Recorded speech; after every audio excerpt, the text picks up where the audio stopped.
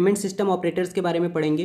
इन्हें लाइसेंस देने का काम आरबीआई का है। आरबीआई को कहाँ से पावर मिलता है इन्हें लाइसेंस देने का? पेमेंट एंड सेटलमेंट एक्ट जो आया था 2007 में, payment and settlement system act, ठीक है, 2007 में आया था। इसके पावर, ये पावर देती है आरबीआई को कि आरबीआई पेमेंट सिस्टम ऑपरेटर्स लोग को लाइसेंस दे। अब देखो पेमेंट सिस्टम ऑपरेटर कितने तरह के होते हैं ये हम लोग फटाफट कवर करते हैं। एक होता है अम्ब्रेला एंटिटी। अम्ब्रेला एंटिटी वो होते हैं जो सभी तरह के ऐप और टेक्नोलॉजी इशू कर सकते हैं, तो वो है एनपीसीआई, नॉन प्रॉफिट कंपनी जो है, हमने पढ़ लिया था पहले ही, non profit making company NPCI, जो कंपनी एक्ट में रजिस्टर्ड है। इनको मिला हुआ है अम्ब्रेला एंटिटी का लाइसेंस। नेक्स्ट है कार्ड पेमेंट गेटवे ऑपरेटर का लाइसेंस किसे किसे मिला हुआ है, जैसे मास्टर कार्ड है एग्जाम्पल, वीज़ा है और रुपए है।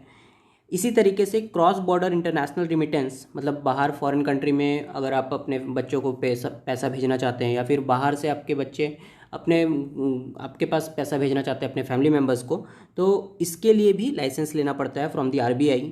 तो ये किस किस, इसका एग्जांपल कौन कौन सा बैंक हो जाएगा?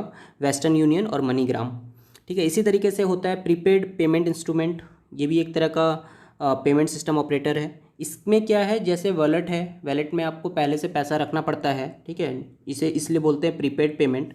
जैसे अमेजॉन पे, यहाँ पे आपको पहले से पैसा रखना पड़ता है, फ़ोनपे है, पेयू है, तो इन सब में आपको पहले से पैसा रखना पड़ता है, तो इन्हें भी एक लाइसेंस लेना पड़ता है। इन कंपनियों को, फ़ोनपे को, पेयू को, पेटीएम को, ये भी एक लाइसेंस लेती है फ्रॉम दी आरबीआई।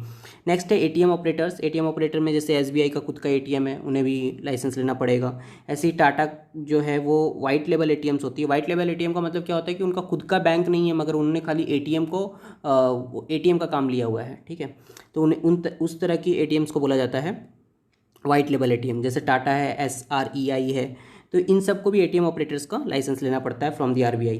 नेक्स्ट है फाइनेंशियल मार्केट इंफ्रास्ट्रक्चर प्रोवाइडर, जो फाइनेंस से रिलेटेड इंफ्रास्ट्रक्चर प्रोवाइड करे। जैसे जहाँ पे क्या काम होता हो, share, bond, foreign currency deal, ये सब होता हो, तो इसके लिए भी लाइसेंस लेना पड़ता है जो आरबीआई प्रोवाइड करती है। पहले के समय में लाइसेंस वैलिडिटी जो होता था वो 5 साल का होता था।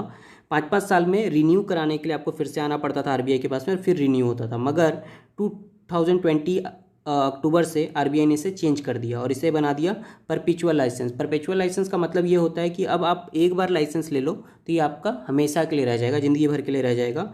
मगर अगर बीच में आपने कुछ गलत किया है तो आपका लाइसेंस रद्द भी हो सकता है, कैंसिल भी हो सकता है। मगर इस तरह का सिस्टम बना देने से फ़ायदा क्या है कि बिजनेसमैन लोग को आसानी होगा काम करने में। अब वो लोग अपने काम पे फोकस कर पाएंगे, उन्हें डर नहीं होगा कि उनका लाइसेंस चला जाएगा, ठीक है। तो ईज़ ऑफ डूइंग बिजनेस, इस में ये एक कदम है आरबीआई का, ठीक है। Thank you.